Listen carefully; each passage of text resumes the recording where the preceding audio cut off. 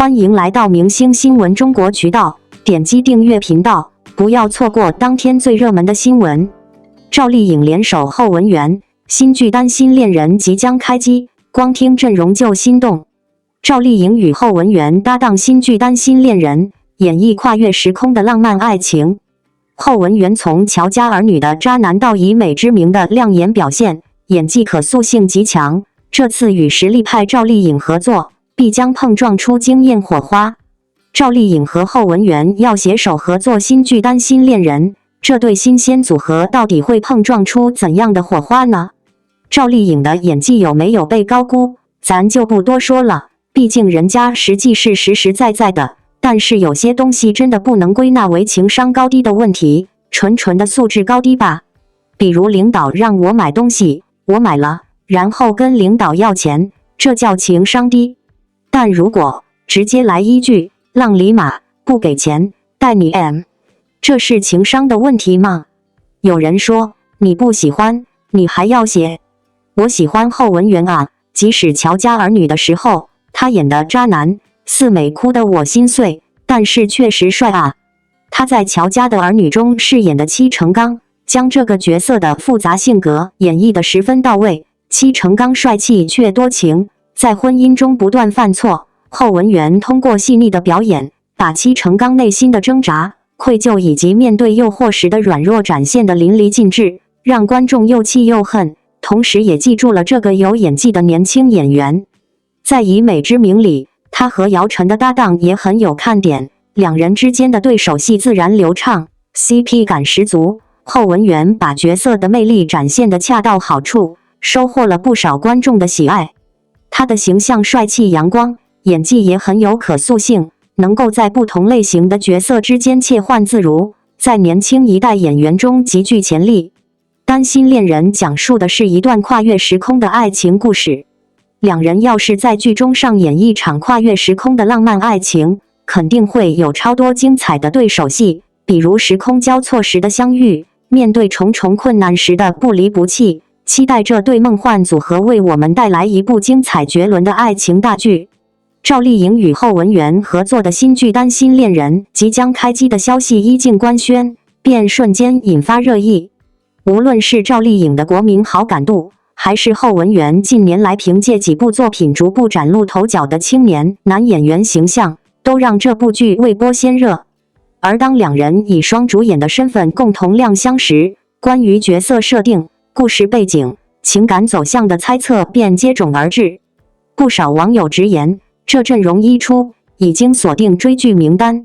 担心恋人这个名字本身就带着一种文艺而深沉的气质，而赵丽颖一直以来对角色的塑造从不流于表面，若剧名所言契合她的角色设定，那这部剧大概率又会成为她演艺生涯中的另一座高峰。赵丽颖近几年虽然保持一定的产量节奏，但每一部作品都极具辨识度。从幸福到万家的现实主义切入，到风吹半夏的商业剧尝试，再到电影酱园弄中转型演技挑战，她所展现出来的广度和深度，已经不仅是古装剧女王可以概括的了。如今的她是一个已经完全成熟的演员，也是一个懂得如何挑剧本、懂得如何与时代对话的创作者。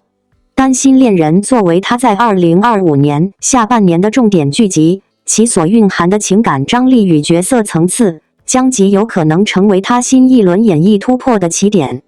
而与赵丽颖搭档的后文媛，虽不像一线流量那般声势浩大，但正因如此，她的表演更接地气，也更真实。她的表演风格细腻内敛，情感输出自然，在此前作品中不乏出彩的演绎片段。与赵丽颖合作，形成成熟与青涩、稳重与热烈的对撞，也让人更期待两人在剧情中如何相爱相知，甚至相互成就。从目前流出的角色设定来看，赵丽颖或将饰演一位身负责任、坚韧温婉的女性，而后文媛所饰角色则可能带有青春热血或忠诚执着的色彩。这种人设的碰撞注定情感浓烈，戏剧张力十足。值得一提的是，担心恋人背后的主创团队也颇具分量。导演曾执导过多部评分口碑双丰收的剧集，擅长细腻处理情感与人物关系。编剧团队则有多年职场，都视剧经验，对现实细节把控精准。这意味着这部剧或将在情感与现实之间找到绝妙的平衡点。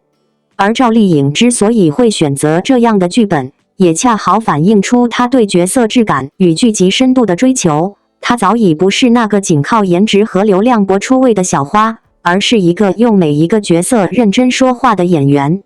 其实从赵丽颖过去的选择也能看出，她从不排斥新搭档，只要剧本扎实，角色有挑战性，她愿意尝试各种可能。这种不设限、不断拓宽自己的边界的态度，也正是她能在竞争激烈的内娱中屹立不倒、热度不减的重要原因。此次与后文渊合作，也能看出她对新生代演员的包容与支持，甚至是一种带新人的诚意。这种行业前辈与后辈之间的合作与交流，或许也会让整部剧更富生命力。担心恋人的剧情暂时仍在保密阶段，但从剧名和目前透露的拍摄信息来看，这部剧或将是一部结合家国情怀与个人情感的作品。有分析认为，它可能会涉及到一些历史事件或民族背景，在这种题材中，演员的表演往往需要更强的代入感与深层次的情感打磨，而赵丽颖以往在处理复杂心理变化与层层推进的剧情节奏上经验丰富，这恰好发挥她的长处。加之剧组对整体制作水准的把控严格，无论是服化道的考究，还是摄影剪辑的镜头语言，都将提升整体剧集质感。而这一次赵丽颖是否会再一次实现自我超越？在粉丝与观众心中，她已经是保证质量的代名词，但她从未因此而停步。我们看到她不断尝试新风格、新类型角色，从农村题材到都市剧，从古装言情到悬疑推理，每一条路都走得坚定且令人敬佩。这不仅是她对自己负责，更是对观众负责。而担心恋人的推出，也许正是她为了给大家带来更具深度、更高完成度剧集而精心挑选的又一次跃进。很多人说赵丽颖的红不是偶然，而是注定。的确，这种注定是建立在无数次失败与坚持之后的必然。从小配角一路走到主演，从被质疑演技到获得飞天奖的肯定，从流量的中心走向实力的高地，她经历的是一场没有剧本的逆袭剧。她把一切都写进了角色里，用一部一部作品告诉世人，他的成功不是被幸运砸中，而是用一步一脚印踏出来的。而担心恋人这个即将拍摄的新作品，也许就是他接下来的又一块重要拼图。对观众而言，担心恋人不仅是一个新的追剧期待，更是一次再次认识赵丽颖的机会。她从不重复自己，而是一次又一次推翻过往，给观众带来全新面貌。我们期待看到一个不同于花千骨与周放的赵丽颖，一个也许会更柔中带刚、亦真亦幻的全新角色。而后文渊的表现，也许会成为这一剧的黑马惊喜。最后，想对一直以来支持赵丽颖的观众们说一句：演员与观众之间是一种双向奔赴的信任关系。正因为有你们一如既往的等待与守护，她才有勇气不断尝试新的方向。未来的每一个他都会带着更成熟的姿态归来，而你们的陪伴就是他最坚定的底气。担心恋人即将开拍，愿我们共同期待，见证他再次破茧成蝶，续写属于他的传奇时刻。中国明星刷屏巴黎时装周，外媒为何集体惊叹？真相令人意外。中国明星用东方美学征服巴黎时装周。王一博的羊毛卷与香奈儿大满贯，迪丽热巴的珍珠演绎盛唐韵律，辛芷蕾的慵懒名媛风惊艳外媒。他们正用文化密码重新定义奢侈。巴黎的镁光灯再次亮起，各路明星争奇斗艳的戏码正上演。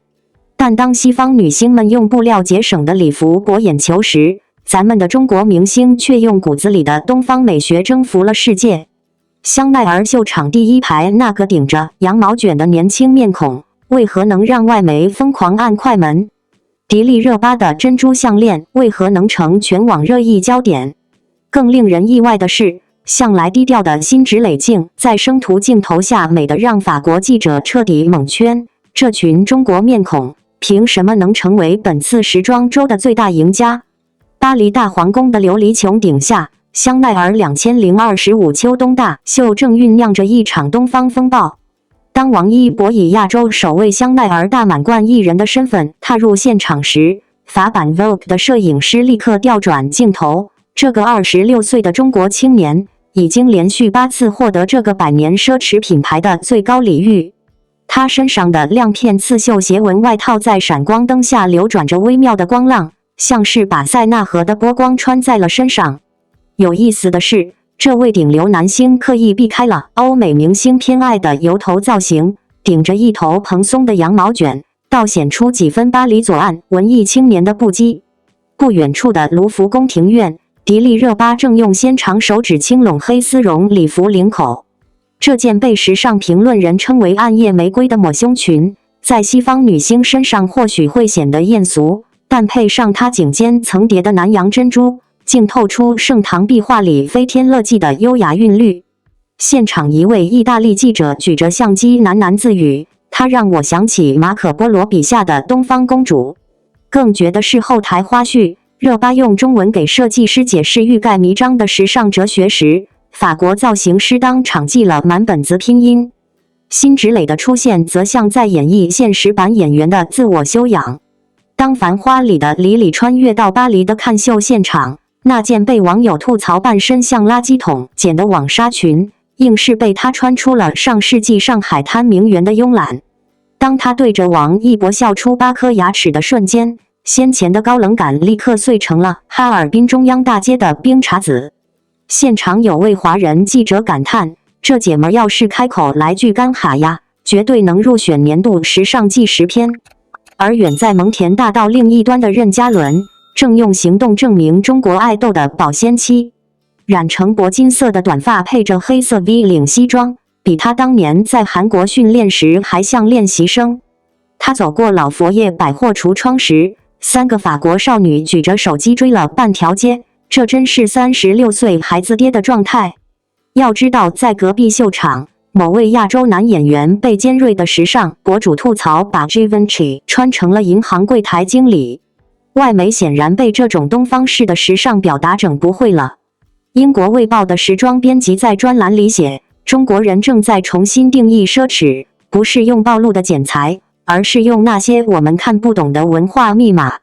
这话不假，在王一博的墨镜、热巴的珍珠、辛芷蕾的微信步数，他被拍到在秀场后台叫工作人员用手机计步构成的符号体系里，西方时尚界第一次集体意识到，这届中国明星早就不屑玩他们制定的游戏了。当某顶流女星还在为借不到当季高定妆委屈时，王一博们已经用2年8场大秀的成绩单，在香奈儿总部会议室拥有专属名牌。这或许印证了 LV 太子爷那句狂言，未来10年的时尚话语权，得看中国人早晨翻的是哪本杂志。此刻香榭丽舍大街的落叶上，正印着无数追赶时装周的中国网红脚印，但这群真正用专业素养征服巴黎的艺人，早做着品牌安排的奔驰 S 级，赶往下一场属于东方的时尚革命。中国明星在巴黎时装周的高光时刻，从不是偶然。随着2025年时尚季再次拉开序幕，越来越多的中国艺人频繁现身秀场，从看秀嘉宾到合作模特，从时尚宠儿到品牌代言人，他们一次又一次地登上国际媒体头条，让世界感受到了来自东方的风采。而这一次，当王一博、迪丽热巴、赵露思等明星再度集体刷屏巴黎，各大外媒惊叹背后其实隐藏着中国文娱影响力崛起的深层逻辑，也折射出新一代中国艺人在国际舞台上的文化自信。王一博的出场向来话题满满。作为 Chanel 香奈儿在亚洲市场最受瞩目的男星之一，他3套造型刚一曝光，便引发超2000万网友热议。镜头下的他，时而温柔冷峻，时而冷感时尚，游走在偶像和时尚标签之间。值得注意的是，这已经不是他第一次登上国际时装周热搜。从吕 Moncler 到本次 Chanel， 王一博的国际面孔属性愈加鲜明。法国权威杂志 L'Officiel 甚至评价他为亚洲当下最具国际潜力的多栖艺人。而在他之后，越来越多的中国艺人以不输国际的专业姿态亮相，正是集体能量带动了这股外媒惊叹。不仅是王一博，此次迪丽热巴以黑天鹅造型空降秀场，视觉冲击力惊人，欧美博主惊呼像芭蕾舞剧天鹅湖走入现代战场。赵露思首次受邀出席高定周，以简约白裙现身，成为多家外媒摄影师争抢的对象。刘雯作为唯一中国籍超模，连续多季压轴出场，依旧稳定发挥，展现了中国专业模特在国际时尚产业链中的中坚地位。这种从演员、歌手到模特、KOL 的集体发力，也让世界终于不得不认真审视中国文娱圈正在时尚话语权中稳步上升。外媒的集体惊叹，并非肤浅的围绕造型或人气，更在于他们观察到一个文化趋势的逆转。从早年的模仿跟随到如今的风格输出，中国艺人开始拥有属于自己的美学定义和文化底气。巴黎高定周的现场采访中，不少外国时尚编辑表示，中国明星如今更会讲故事，更懂得如何用服装语言表达文化态度。这种转变背后，是中国艺人在审美、表达与文化传播能力上的整体进阶，更是整个文娱生态从娱乐消费走向文化建设的重要信号。特别是王一博这样的六边形战士型代表人物，他在国际舞台上的高频曝光，并非单靠颜值或流量支撑，而是建立在他多年来稳扎稳打的全能实力基础上。他是演员，也是赛车手；他是唱跳偶像，也是国家文艺代表人物。他能拍《无名追风者》这种极具文艺深度的影片，也能主持央视晚会，拍摄 Discovery 纪录片，挑战野外探险极限。正是这种文化能量的多元性，才让外媒无法忽视他的存在感。相比起以往的流量明星短期吸睛，它更像是一个稳定输出价值和内容的国际符号。更重要的是，这种趋势还在进一步深化。在巴黎期间，多个奢侈品牌高管在采访中提到，未来将加大与中国艺人的合作密度。原因很简单，他们不仅自带流量，还兼具文化质感和全球沟通能力。例如赵丽颖代言的国际珠宝品牌曾表示，赵丽颖身上的东方女性坚韧力量能激发全球消费者的共鸣。这意味着中国艺人已不再是简单的代言工具，而是被视作全球传播体系中极具话语力的文化资产。观众为何如此热衷于围观这些明星走上国际？因为这不仅是对个体的关注，更是一种民族情绪的自然投射。在全球文化语境中看到熟悉的中国面孔，听到母语被世界接受，是一种难以言喻的文化自豪感。尤其是在当前世界舆论场复杂多变的大背景下，每一个站上国际舞台的中国艺人，都如同文化外交的微缩使者，他们用自己的努力与风格，为中国年轻一代发声，也在讲述着一个更真实、更立体的中国故事。当然，这一路并不轻松。王一博也曾面对过误解、偏见与争议，但他始终坚持不随波逐流，不被定义。他的每一次发声，都是在说，真正的自信，不是喧哗，而是默默前行。真正的实力，不靠标签，而靠积淀。正是这种态度，才让他在每一次出圈中都能实现高质量的文化扩张。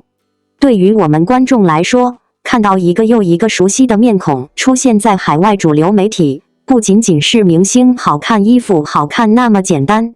它是一种文化身份的建立过程，一种我们在世界中获得被理解、被尊重的现实投射。而背后的努力和坚持，远比照片上的光鲜来得重要。未来可期，但也仍需耕耘。我们也许不能每一个人都站在国际舞台，但我们可以通过支持、鼓励、理解与传播，为我们的文化使者们提供温暖的力量。我们看到王一博、迪丽热巴、刘雯等人发光发热，也应当看到他们背后团队和整个中国文娱生态共同成长的努力。文化输出不是一蹴而就，它需要每一份热爱和每一个鼓励汇聚成事。最后，送给每一位为中国文化出征的人一句话：走在世界舞台上的你，不只代表你自己，也承载着千千万万人的梦想与期待。愿你永远自信，永远闪耀，也愿我们都能成为那束照亮你前行的光。感谢您观看视频。如果您觉得本时事通讯有用，请不要忘记点赞、评论和订阅。祝您生活愉快，充满活力。再见。